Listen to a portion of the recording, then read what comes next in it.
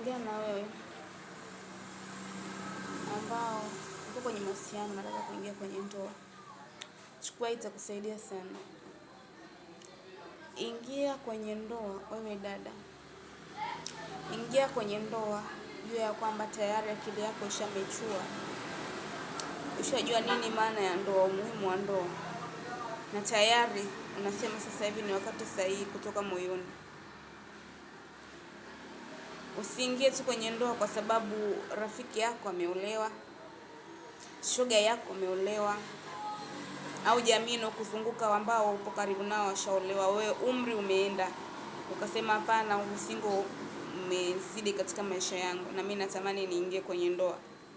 Hapana, ingia kwenye ndoa wakati huo ni sahihi wa kuingia kwenye ndoa, na huyo mtu ambaye unaingia naye kwenye ndoa ni sahihi.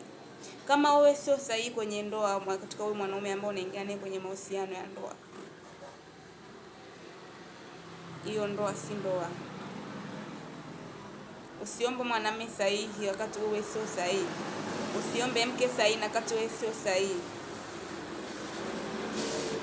Kwa sahihi wewe kwanza katika moyo wako, na jitengeneze kwa imani ya kwamba utapata mtu sahihi katika maisha yako, ambaye utakayeingia naye kwenye ndoa, atakayekupenda wewe pamoja na familia, ambaye utakufa naye na kuzika naye, ambaye wenye maono sawa, ambaye unahimili kabisa kwamba mahusiano yetu ya kwenye ndoa anayaweza, anahimili kabisa atanitunza.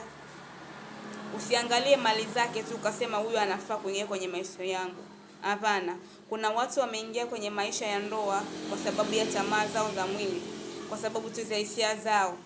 Hawaangalii upande mwingine kwamba mimi naingia kwenye ndoa kwa sababu tayari umri umefika.